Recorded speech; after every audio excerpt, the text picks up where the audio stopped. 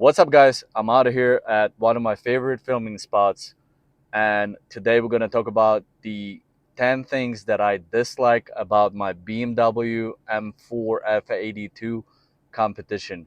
Let's hop straight into it. All right, so the first thing that I don't like about my BMW M4 is the way it sounds, especially during those cold starts. I mean, listen to this.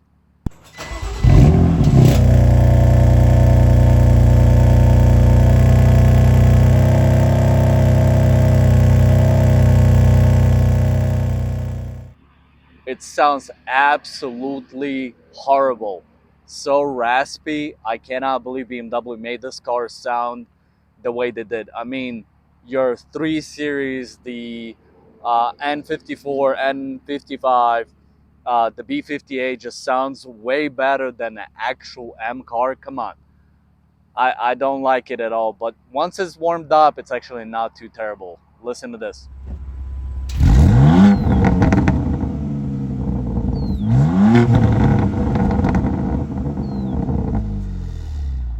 The second thing I dislike about my M4 is that it does not have an engine oil dipstick.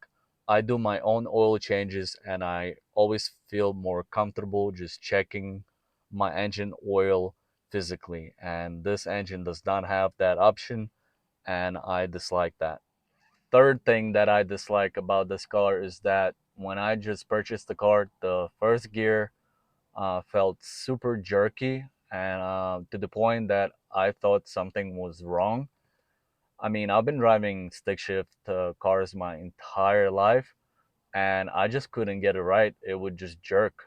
And then I found it on forums that everyone else is having the same issue with these cars, and even DCTs have this issue. So the way I fixed it is I put a clutch stop under the pedal, and that kind of reduced the travel and helped a lot with the first gear jerkiness. But yeah, definitely straight out of the box, the first gear is not good, super jerky.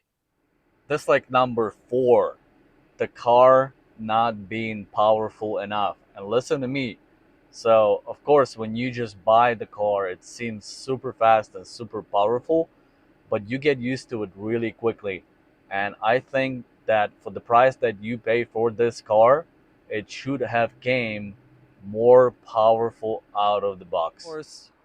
And then of course, when we're going through the lack of power withdrawals and we're trying to make these faster, more powerful, so we tune it, we upgrade it, we modify it.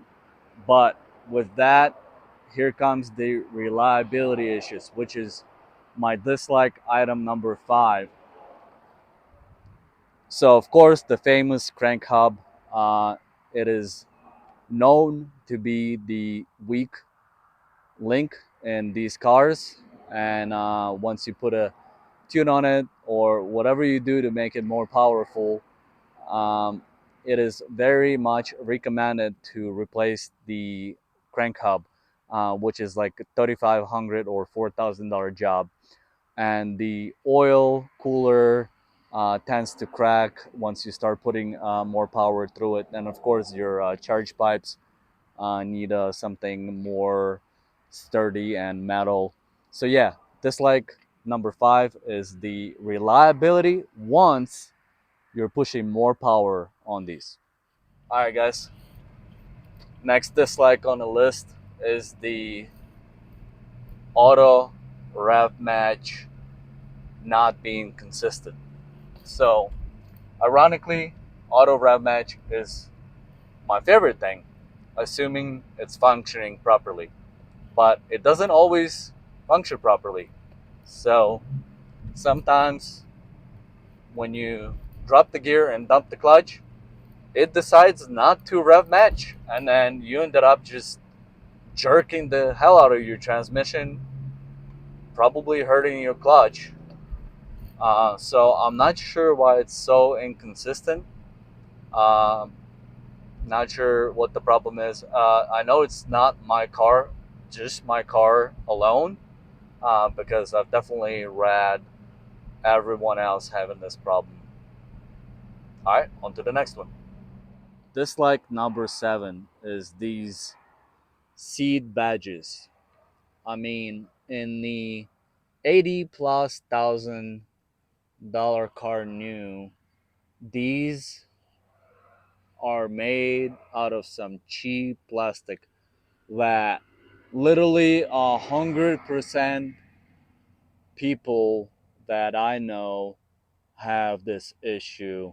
And then to replace these, it costs like $360 or something.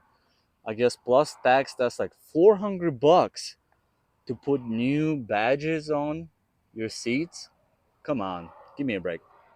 All right, guys. Another thing is the interior. In my opinion, this interior feels a little bit dated. I mean, now that I've been into these newer vehicles, I get it.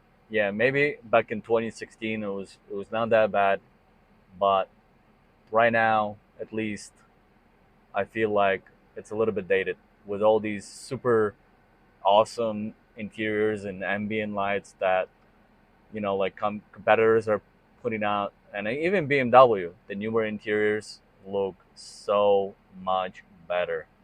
So I get it. This car is definitely going to be a classic, and but as of right now, this is going to be a dislike. I think that even back when they came out, this interior should have been a lot more cooler, even compared to the regular 3 Series or a regular 4 Series. I think they could have done a better job, like a lot cooler ambient lighting or something. So yeah, this is gonna be a dislike, unfortunately. It's gonna sound like I'm straight up hating on the car, which I'm not. Trust me, guys. I actually had to think about these things that I dislike for a long, long time. So, but here's one other thing that's like a little bit annoying is the seatbelt.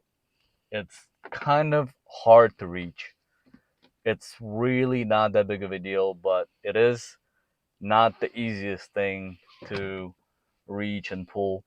I know the 335i that I had E92 had the little retracting arm, little plastic super ghetto retracting arm, which almost rather not have at all. But yeah, it's just something that also can be quite annoying. That's why it's gonna be in the dislikes.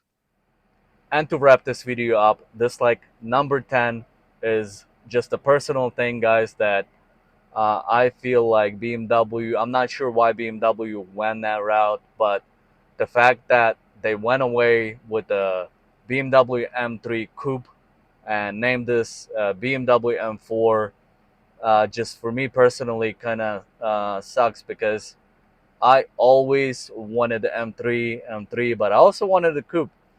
I just feel like the M3 is just such a more iconic way of calling a car. I don't know. It's probably from me just the E30 M3 and E36 and E46 from those classic M3s.